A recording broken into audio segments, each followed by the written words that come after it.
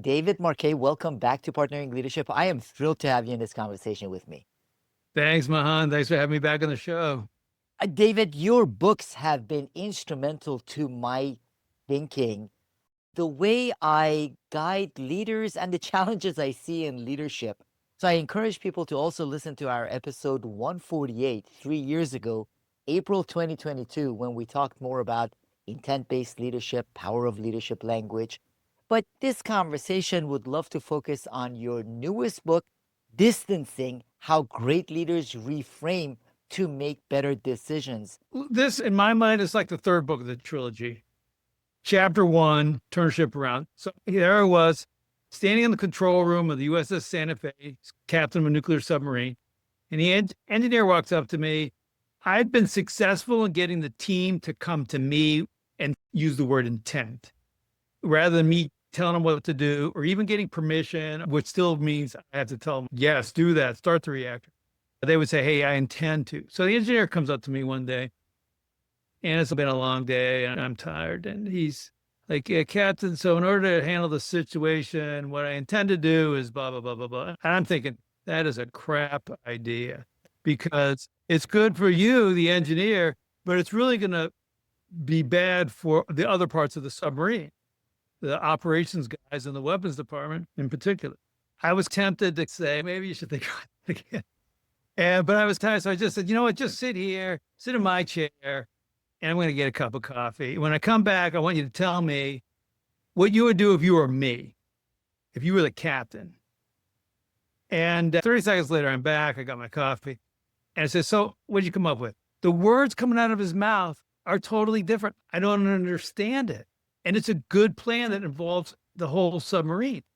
And I was like, why did that work? So I started saying that because I wanted my guys, we were getting pretty good at the guys making decisions, but I needed them to make smart, good decisions, and decisions really that kind of reflected at a higher level what we were trying to achieve.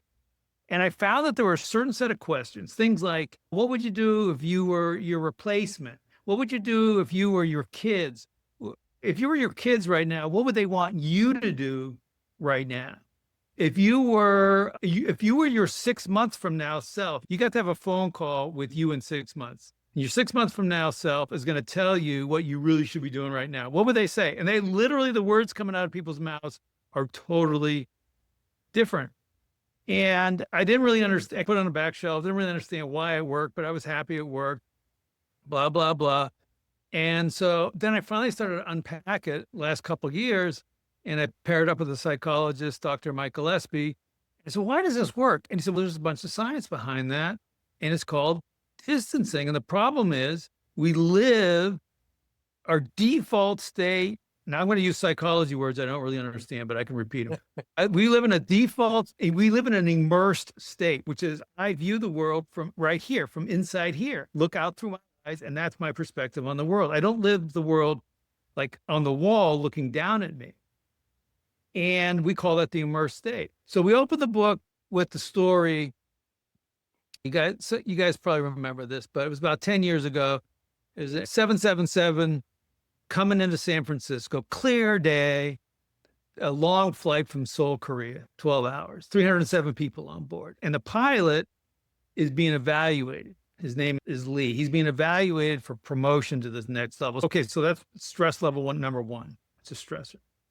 As they come in, they come in a little high, and they muck around with the autopilot, and they get a setting that they think is controlling engines and speed of the plane, but it's not. And so they throttle all the way back in the engines because they're trying to sink. And now, so the plane starts acting a little weird. What's happening in the cockpit? There's a lot of silence. And there's these lights. As you come in, you can see them through the cockpit window. They go from 4 white to 4 red. And these lights went from 4 white, boom, very quickly, meaning they were dropping very quickly from too high to too low. And they ended up hitting the seawall. 3 people were killed. The plane spun around. It was a very dramatic video. And afterwards, they were interviewing Lee, and they said, what happened when you saw the 4 red lights? He said, I don't even remember seeing 4 red lights. The plane's getting closer and closer. The lights are getting brighter, brighter, brighter. The other pilot, who, by the way, was the evaluator, he saw the 4 red lights. Why didn't Lee see? Because his brain curates reality, not his brain, humans. The reality we see, we think it's reality, but it's been filtered by our brain, which wants us to think good about ourselves. So if something is really negative, it'll be filtered, it'll be diminished, it'll be smaller, even to the extent that it actually will be excluded, and you don't even see it. You don't see yourself. And so you need that distance perspective. And we've got so many of these stories that just are amazing. The way you can not be you in imagination. It works almost as well. We all know the situation where we have a friend and they're raising their kids. And we're like, oh, they're doing all this wrong. Guess what? Your friends are thinking about that about you. But why don't we see it? It's because we're seeing it from in here. So that's what we set upon, and just kind of like, we are in a turbulent time, and we know that in turbulent, volatile times, from stock market trading records, that investors are at their very worst at the very worst time. When things are more volatile, like they have been recently, it triggers our brains and we take actions. And there's studies that show there's over $1 trillion lost to individual investors because of the things that kind of get knee-jerked into. And then it's even worse because since they're selling low and buying high, the funds that they're in has to do the same thing. And so now you're causing the fund that you own to sell when anyway, there's this big investor gap. But here's the weird thing. We actually think we're good investors. And there's a guy who writes, Jason Zweig writes a regular column in the Wall Street Journal, which I love to read. And he does a lot of psychology. He did some work with Kahneman, author of Thinking Fast and Slow. So he gets into psychology, and he asks his readers at the beginning of the year, he says, what do you think the market's going to do? And in one of the articles, he talks about, so the average was a 6% increase. And he asked them like 3/4 of the way through the year, hey, what'd you guys vote at the beginning? Now, they could have kept track. They could have written it down, whatever. At this point, the market was down. And they said, oh, yeah. And then he averaged out the responses. Oh, yeah, we voted for 1% drop in the market. So they couldn't. So it's important. One, you didn't remember what you actually said. And number two, you biased it in a direction which now you know is more correct than before. And this is your brain tricking you. And the way to get out of it is not to be you. And it's super, super powerful. It is so powerful. I love the points that you made, David. I want to highlight a couple of things and then build on what you just mentioned. First of all, just in passing, you mentioned a series of questions that you asked that were perfect guides for leaders, what they can ask their people to get them to view their roles differently and behave differently. So I love that. And I don't want to go too far down that path. I want to come back to the point that you just made of how, when we reflect back, whether it's on stock market or business decisions, we, in essence, change the way we had thought about it ahead of time. I saw this a lot during COVID, how initially a lot of people had different estimations of how quickly things will return to normal, how minimal the impact would be. And eventually everyone said, oh, I knew it all along. We were planning exactly for this. So the same thing happens in leadership. I see it with organizational strategies and actions. You say we are not really good about this.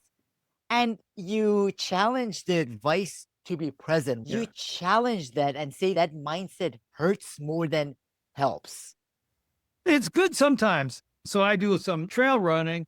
And when I'm over in Europe and I'm running along a path on the Alps and it goes a long way down in there and a long way down there, you want to be in the present. You want to watch where your very next step is going to be. So there are times for being in the present. But when someone cuts you off in traffic and you're already a little bit late and the last 2 lights went against you, and then you're like, now is not the time to be in the present, because what's happening is you're getting more immersed because you got discomfort, you're already late, you're ruminating about that, you get cut off. They did that to me. So that to me is the immersed part of it. And so questions there might be, how are you gonna feel about this tomorrow? How much is this gonna matter tomorrow? 80, when you're on your deathbed, are you gonna remember this? Is this going? No, of course not. And the science is really interesting. I'm a geek. I love being a geek. I'm a very proud member of geekdom. And so if I say, complete the sentence, in a galaxy long ago and blank, everyone's going to say far away. But even if they didn't watch Star Wars, they would still say far away. Why? Because our brains link long ago in distance with far away, long ago in time with far away in distance, or it could be long in the past or the future, it doesn't matter. And it turns out that in addition to those things being linked, like if you said in a galaxy close by a long time ago, it was like, what? That's weird. In addition to that, it also, think about it, if you stand right next to a tree, you can see the bark, you can see like beetles crawling, and you see the leaves, the veins, and then you start walking back. You're further and further now, pretty much it's just now I see a tree and some branches. And then you say, all I can see is it's an oak tree or a palm tree. And what happens is, as you get further away, you just see what's really important. And it's true about ideas, and it's true about decisions, and it's true about your life. So when you imagine yourself 20 years from now, the time frame depends on the kind of decision you're trying to make. If you're trying to decide, hey, should I start a business or not? This is what Bezos did. Hey, should I start Amazon? He had a great job on Wall Street. His boss was like, I don't know, but that's a great idea for someone who doesn't have a job. And he thought about it. Hey, when I'm 80, when am I going to regret more?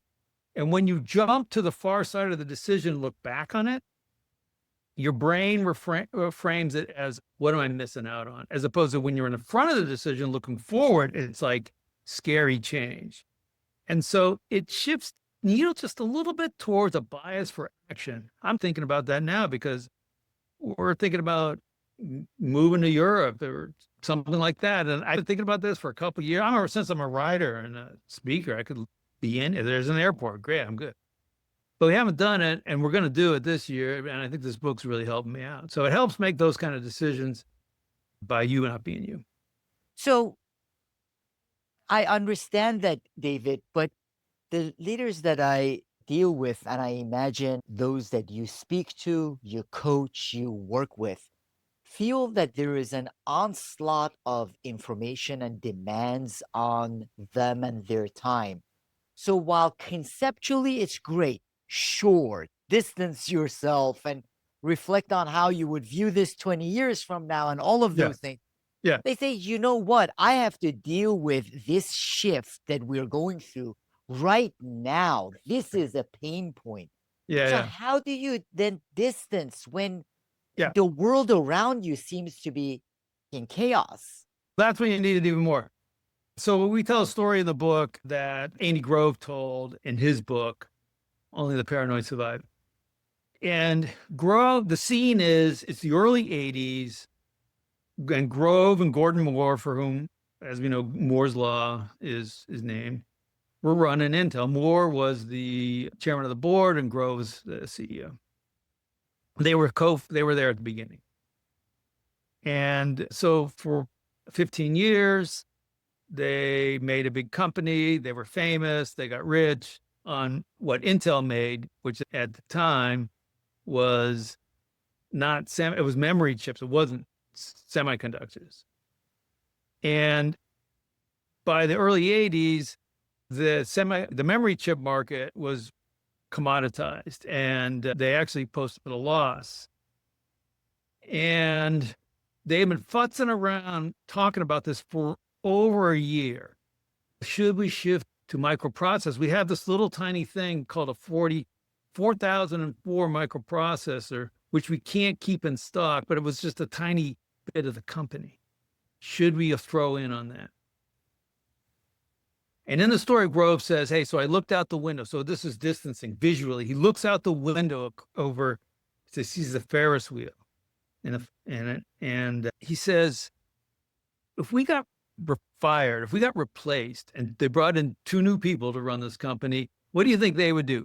And immediately, instantly, the fog lifts, the goggles clear, and Grove says, they would shift to microprocessors. Why does this work? It doesn't take long, but why does it work? It's because when you say, oh, if I'm my replacement now, all that baggage, you made all the decisions that got us to where you're invested. He talks about it in his book. He says, we were memory chips. Memory chips were us. Our identity was, so your studies on CEO effectiveness show that the CEO effectiveness goes up for a few years, about a decade, maybe 15 years. And then it starts to go down because there's 2 competing tensions. One is you're getting more experience, you're understanding who to trust, and not what sources, how the industry works, et cetera. So that's upward.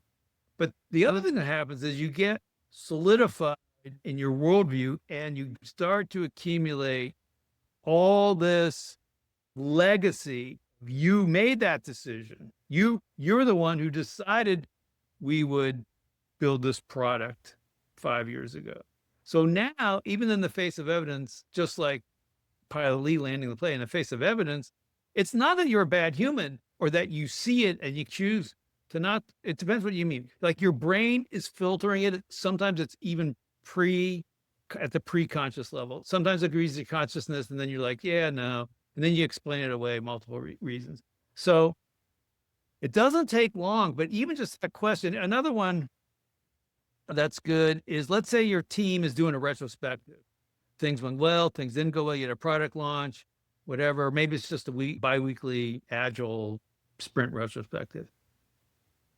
And especially, we would do these in the Navy. Really, we did them a lot religiously. I hated them because it would be like, went wrong. Marquet, you did this, and you made that decision, and it just felt like crap.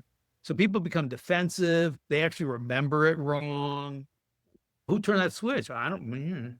So what you do is you say, hey, if some friends of ours over in Singapore we're doing the same we're doing a similar project 2 months from now. Okay, so now it's not you. It's physically removed, and it's removed a little bit in time. What would we want them to know from our experience? Now people are like, oh, they need to know about this thing that I really screwed up. It's crazy. But when you drop these defensive masks, it's not a sham. It's really opening people's brains. And then they come up with this big list of things about what the imaginary team over there could do better. And then you move on. So you learn faster, you adapt faster, your organization is more resilient, more adaptive. And then at the end of the life, you have fewer regrets. What I love about what you just shared and some of the insights in the book, David, is that it helps us counter some of our human heuristics that play a role and influence our decision making. I love the examples you gave, and I think they are relevant whether for executives and CEOs themselves or for leadership teams as they are thinking about their organization and organizational strategy. One of them is be someone else.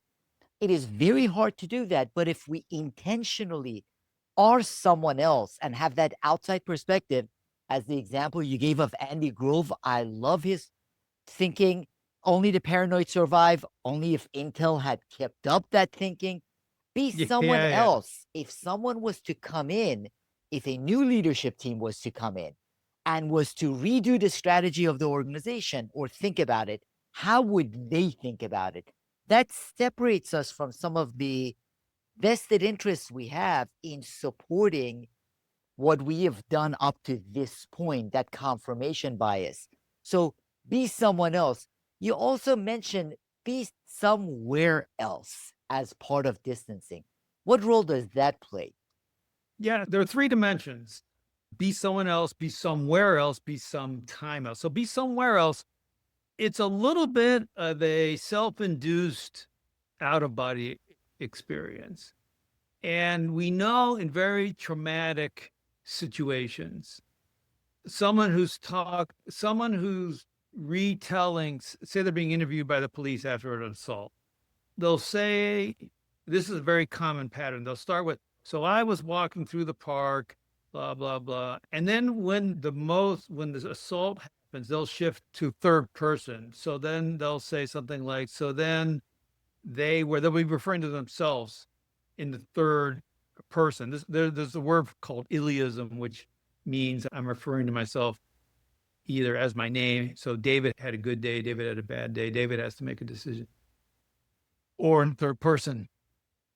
And we also, so psychologists pick up on this. And so then they'll ask people to recount if you just ask people, hey, to tell me a story about, hey, what'd you have for breakfast? You'll say, I had, so it's first person, I had, but once I go back in time, there's more of a tendency to shift to David or more in the second or third person. And so when we ask people to recount traumatic events, when we're asking them to do it and recount it in first person, it's actually not good because it's reinforcing that wiring that this happened. But if we ask them to recount it, say, now imagine you're a fly on the wall. Imagine you're up in the balcony. Imagine you're sitting across the table, down the table, over in the corner, just looking at you. Just tell me what happened. I see David, he's doing this, he's sitting there, he's having these feelings, and this is what's happening. And when we ask people that way, and we measure, you can hook up your brain or all kind of wires, and then we measure your emotional reactance. In other words, like how captured by the moment you are is reduced, and you're calmer, you feel better, you don't have these negative emotions coming along. For example, I try that when I'm on stage sometimes. If I'm, even after thousands of talks, sometimes I start getting antsy or get a little butterflies going, and I'll say, okay, I'm not going to be imagining myself on stage. I'm that person way out there looking down at me. Now there's a trick here because this is not the Instagram look at myself Instagram. That is deeper in self-emotion. That's like, I'm looking at myself about myself. So you want to look at yourself as if you're a independent bystander. Annie Duke, who's another author at Penguin, she's one of the world's most famous, best female poker players, wrote a couple books, which I love, Thinking and Bets. And in Quit, she got to also talk to Kahneman. And Quit makes the case that we stick with things too long because of all these things you were talking about, the anchoring bias, escalation of commitment. I made the decision, so I have to keep doing it. And Kahneman said to her in this conversation, what you really need in moments like this is a friend who really loves you, but doesn't care about your feelings, who's going to say, you need to stop that, or you should move to France, or whatever it is. And that's the person we want you to imagine being. What a really good alternate person to be is, I like to imagine myself as coach. So if you're, instead of being the quarterback, I imagine myself as the quarterback of my life. I got a helmet on, I'm looking through the grate, and I got my team, and I got the rest of the world is out there, and I'm in it, and I'm immersed. And the guy says something bad about my sister or hit me hard, and I'm like, but it's very personal. And I got hit hard, and I walk over to the side, and like, coach doesn't care. Because coach's perspective, first of all, coach said he didn't get hit. He's sitting on the side. I like to think of coach as being a little bit elevated. You see the whole field. Yeah, you're just one player. There's a whole bunch of players out there. That's number two. Coaches, and they don't care. So what are we going to do next? What's the next play? And so there's this forward focus. It's in relationships sometimes too, like your friend or your parents or whatever, or your kids, someone's pissed you off. And then you're like, what would my coach tell me to do? And most of the times they're like, you're an idiot. Get over it. Doesn't matter. They're not going to change. So they love you. Move on with your life. And then you're like, oh, okay, I'm an idiot. Okay, now I can move on and everything's better. That's a great way of doing it, as you mentioned, viewing what advice that coach would give you. Now, the other thing that you talk about that is relevant here is that stress pulls us deeper into our own narrow story. What role does that play in decision making, David? Yeah, big. If you want to put someone under stress, it's super easy. First of all, time pressure, we know, is a stressor for humans. And one of the things that psychologists do when they do a lot of these studies is they'll put, oh, and you have 60 seconds. And so all of a sudden you feel more stressed. If you want to put someone under stress, it's pretty easy. You'll say something like, hey, what project did you work on? Blah, blah, blah. Okay. What went wrong? What could have been better? So immediately defend, or just say this, hey, can I give you some feedback? That's a good one. So when we say these, and then we say, oh, and I need you to make some really good decisions. So one of the mistakes leaders do, and I did this all the time, is I would emphasize the importance, hey, we need to get underway on time. So I need you guys to really fix things fast so we can get out of here. Okay, you're doing the opposite of what you really want.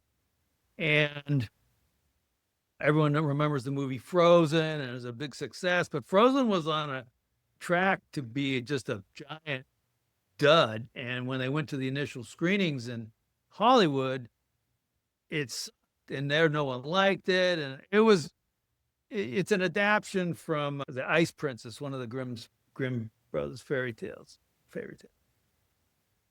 And so the producer got the team together and said, we got to rethink this, and basically pushed pause and released the time pressure and said, yeah, hey, we're going to take a day. We're going to come up with a new strategy. Don't worry about what everyone's in mind. They're thinking, oh, I needed to send 47 emails today, or I needed to film 200 more minutes, whatever it was. And no, don't worry about that. We got to pause. And so you got to call time out and release that pressure. And I like there's a concept called time boxing. I learned it from the Agile, but it's probably where you just say, okay, I'm just going to set a timer here. I'm not going to worry about it. And really and as the leader, you can absorb the time pressure, but don't transmit it to the team. Because when you do, as soon as you do that, and they say, oh, come up, really think smart and come up good, you just made the IQ drop 20 points. And it's on you. And people say afterwards, oh, I don't understand, blah, blah, blah, blah, blah. And so when we look at accidents and corporate malfeasance like Volkswagen or Boeing 737 MAX, all these elements are in play where they made bad decisions, and then the team followed along. But the challenge, again, I find, David, is that it's very hard for us to separate the ongoing priorities, ongoing demands with the kind of thinking you're talking about. Distancing is designed to help you make decisions. When we're making decisions, there's a couple things. One is, think of the decision as a hypothesis or an experiment with an end date. I like to think of it like cheese, because we don't want to be distanced all the time. You actually want to be in body most of the time, but you don't want to be some of the time distant. So in 3 months, you know what? We're going to do a distancing. We're going to go on a day off, long walk, whatever. And we're going to think about it, and let's get input. Hey, how's it going? What are we learning? How do we want to adjust what we're doing? I like the perspective that you shared, that there are times for action and you can sprint toward that action, but you have to schedule opportunities and time to distance. Now, you work with a lot of different leaders, David, and as you write these books, you are seeing where they're making progress and where they're not. What do you think it takes for leadership to move beyond reading, understanding, nodding, to actually acting and behaving differently? That's exactly it. The problem is we think leadership is a conceptual endeavor, like physics. I was a physics major. Physics, history. I have shelves of history books. It's concepts. Leadership is closer to playing soccer, or learning a language is a really good metaphor. When we work with teams, we'll say, They'll say, oh, we want to implement intent-based leadership. And they'll want to create a bunch of study committees to study and make plans and set OQRs or whatever they are. And I'm like, no, it's okay. Imagine this. You sent your kid to soccer camp for a week and they came back and said, well, did you play? Oh, no, we didn't kick the ball. We did a bunch of PowerPoint presentation. No. So the exercise we give them is, hey, I want your companies to be bilingual in 2 years. I flip a coin. You can run the meeting in English or Spanish. Doesn't matter. What would you do? And they'll come up with all these things. No one ever says, oh, we'll do a 1-day offsite and we'll be done. And it's all about practice and habit forming, and we tap into the native Spanish speakers and blah, blah, blah. Okay, now replace Spanish with leadership or intent-based leadership. Here's something everybody could do. I love this exercise because it really reveals a lot, which is every time you go to a restaurant, don't order. See if you get the server to choose for you. The guy who founded Geek Squad and sold it to Best Buy for billions gave me this one. And he said, and don't play it safe. And what you're doing is you're absorbing a little bit of anxiety and fear because you don't know quite exactly what you're going to get. But you're, quote, if you want to use the word empowerment, you're empowering them to make a decision. So this is what you need to be able to do at work. But it's not, you're not thinking about it. So I went to one company, I said, as usual, it's 2 weeks before an engagement, and say, hey, everyone go try this, and then let me hear your studies. Literally in 30 people, one person had a story. So what happened to the rest of you? Oh, I knew what would happen. No, you don't. It's like standing at the soccer field and saying, I don't need to kick the ball because I know what's going to happen if I kick it. That's just as dumb. So you got to do it. And then you're going to learn about yourself. How do you feel? What happens if you just got off the plane and you're just landing in Shenzhen and now like, well, now are you going to do it? Me? No, too scary. Food's weird, jet lag, blah, blah, blah. And with a group, am I going to do it? Probably not. So learn about that for yourself, because if you can't do that, then you can't do any kind of empowerment at work where the stakes are much higher, cost much more public. What's the worst that can happen? You get a bad meal, stop at Tim Hortons on the way home. What's the big deal? What an outstanding experiment. As you mentioned, it might give you a little anxiety, but there isn't significant costs to that. It's a great way to actually try that intent-based leadership. And also in the organization as well, David, I love the point that you make. There's a huge difference between knowing what we're supposed to say and do and being able to do it. We're not going to learn unless we actually try. One of the things that you talk about is a challenge, is that our ego gets in the way.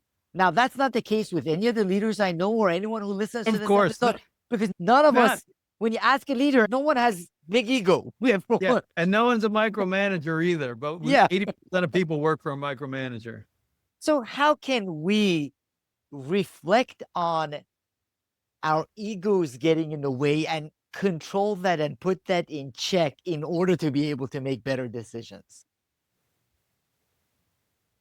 One of the decisions we had to make about the book is how much to use the E word. How much were we going to talk about ego? My co-author is a PhD psychologist, and it's not a real word, and Freud screwed it up for everybody, and it doesn't really mean that. So this is what it means. Everyone knows what ego is. No, it's actually not quite. So we downplayed it. But between you and me, all these effects, they're egoic effects. It's your ego. Okay, I'll translate that. You made a decision yesterday, and it's going to now assemble evidence that was right. It's going to say you're a good person. And if the decision turns out you start seeing evidence, your ego is going to be like, nah, that's them. As a go-to playlist. First, that's not really true. That didn't really happen like that. So that's false. 2, then you're going to say, you're going to attack the source. Yeah, that maybe it's true. You saw this with the January 6th, the January 6th. First of all, it didn't happen. There was no violence. Okay, we'll show you some video. Oh yeah, maybe it was. But those people had it coming to them. So now we attack the source. And then finally we'll fall back onto, yeah, maybe it happened, but I'm really a good person. I don't remember which one of the defendants, but the person was arguing, like, I give to the Boy Scouts or something like that. And I founded this other charity. but it's not about that. This is the human brain at work defending yourself, and everything from Volkswagen to the US continued involvement deeper and deeper in the Vietnam War have been attributed to this idea that our egos get in the way, have to prove we're right. We'd rather feel good about ourselves than be actually correct. We'd rather someone lie to us about, oh, do those jeans make me look fat? Oh, no, not at all. I'd rather have that than someone say, yeah, they do. Shouldn't be wearing. We shouldn't be wearing that. And that's our wiring as human beings. Somehow that's adaptive, and that's allowed us to get to where we are in the world. I think there's a little bit of naive optimism that's needed for this. It's good for the species. Thousands, we think 10,000 seamen lost their lives trying to find their way around the Strait of Magellan. 10,000 people lost their lives. Now, it's terrible for them. Maybe there's some naive optimism there that they can make it when someone else couldn't. But as a race, we're better. As a species, we're better because now we've discovered new places, new highs, new lows, outer space, and this kind of thing. And so we're better as a species that some people have these things because every once in a while, someone goes over the valley and they go over the mountain range, they come back with an apple.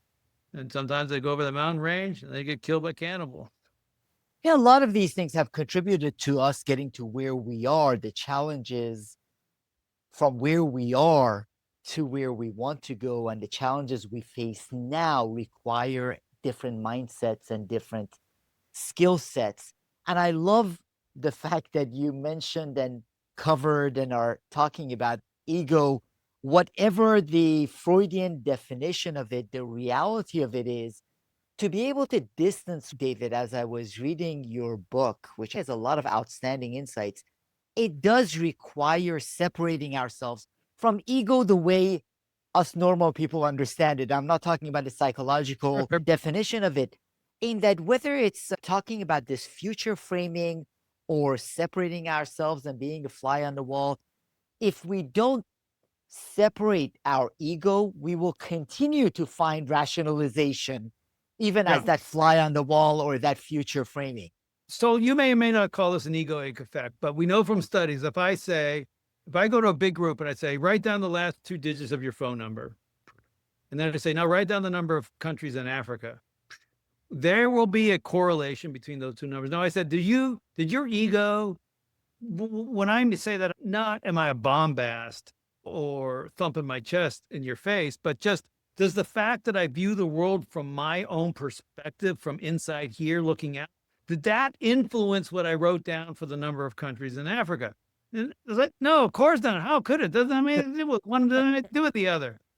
But then you'll see, and they will correlate because that studies have been shown over and over again that is true, and similar studies like that. So the pernicious thing is because your brain is the tool that you use to evaluate what your brain is doing. Of course, your brain is not going to put itself on report and say, oh yeah, by the way, I'm tweaking what you're seeing here a little bit. Even though the boss frowned when you made that statement, I'm going to make it think like they were frowning because Sarah came in late, not because what you said was stupid. I think it's important for all of us to reflect on that, David. I love the title of the book, and it's a very good book. Ryan Holiday wrote a book, Ego is the Enemy. Yeah, ego is yeah. Great book. And in this instance, ego can be the enemy. So I challenge everyone to think about that as well. Now, what kind of mindset do you think, David, it's going to take that leaders need the most in the years ahead to be able to lead their teams and organizations effectively? A couple of things come to mind. Number one, you got to steady the ship. Calm is contagious. If you get anxious, you start flapping your. I remember standing on the deck of the submarine in the control rooms, and we'd run exercises on ourselves. And I would tend to become animated. What are you going to do now? Because I knew it was an exercise, and I could just say hey, at any time, and I just wanted to see how the team could react in the most stressful situations. But when we had a real problem, I was just super calm, and people, what'd you say? Say, make it up 200 feet. What? 200 feet. And then afterwards, a couple of my guys came and said, you were like a different person. You were super chill. It's like, yeah, that's because it was real, dude.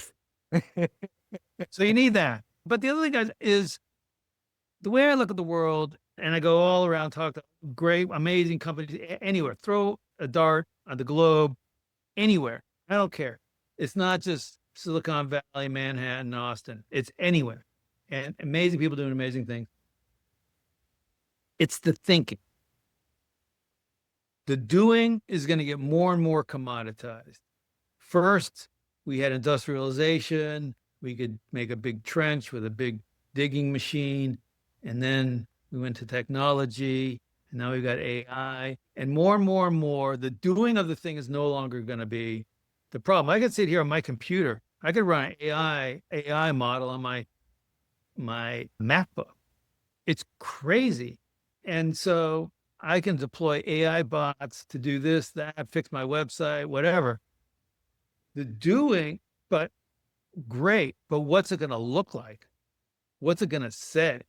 And the text things, we didn't use AI. It doesn't write, in my mind, it's not going to write anything novel because it's using all past things. So nothing new is going to come. Maybe eventually it will. I don't know. Or some AI expert's going to dispute that. But in my mind, the stuff we've been asking it to do, it doesn't really do. It flops out. So the AI couldn't have written this book because it's new and novel and it's stitching together things in a different way.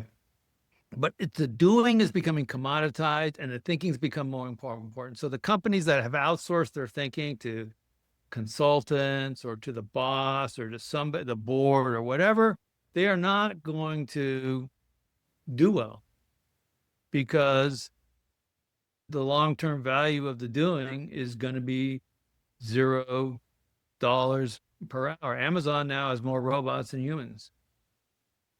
What a great point, David, in that the doing and even to a certain extent, knowledge and intelligence is becoming commoditized. I've had great authors and thinkers on the podcast, including AJ Agrawal, author of Prediction Machines and Power of Prediction. And one of the main points that he makes is that human judgments and the quality of decision making will go drastically up in value, which is the point that you just made. And why, therefore, the kind of thinking that you talk about in distancing becomes even more important.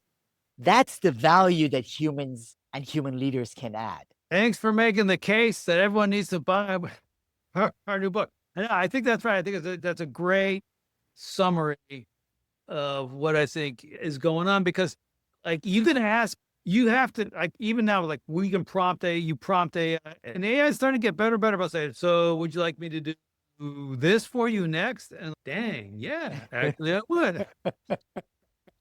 So that's really interesting. But at the top level, AI doesn't know whether, do I want to keep writing books?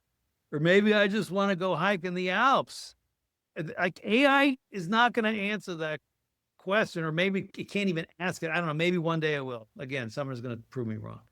It is amazing. Every day I set myself a goal of learning one new thing about something and trying it on the computer. And it's just like crazy, the stuff that it comes up with, and it helps. It's so helpful. It makes things so much faster. So I'm definitely not an anti-AI person. I can just tell you our experience is that final piece of judgment, I think, is because all this is going to be less important. This is going to have to be more important. Absolutely. And that's why I mentioned whether it's AJ Agrawal, Paul Daugherty, CTO of Accenture, has written Human and Machine and Radically Human, making the exact point that you just made, David. So you might be humble enough to say you're playing around with AI and you don't know much about it, but the points that you make in terms of what it takes for better decision making and human judgment are totally aligned with some of the top thinkers in artificial intelligence. So I can spend hours with you talking about this outstanding book, David, but we do want people to buy it, read it, reflect on it, and as you mentioned in the conversation, act on it, because it's not just the reading that makes them better leaders. Look, I am 100% convinced that this helped me and the people that we're working with already. You'll have a better, richer, fuller, bigger life. Send me a note, connect me on LinkedIn. Tell me what you do with your life. Tell me something amazing that you're going to do, that you're doing, that you thought about doing, that you didn't do, work, life, it doesn't matter. I'm going to feed off those amazing stories for the next 30 years. We will put links in show notes. In addition to LinkedIn, where would you send the audience to follow your work and connect with you? It's either LinkedIn or my website, davidmarquet.com. I really appreciate this conversation and the example you set with your own curiosity and your own learning. Thank you so much for this conversation, David Thanks a Marquet. lot. I thought it was a great podcast. You kept steering it back the distance. I do appreciate that. Thank you very much.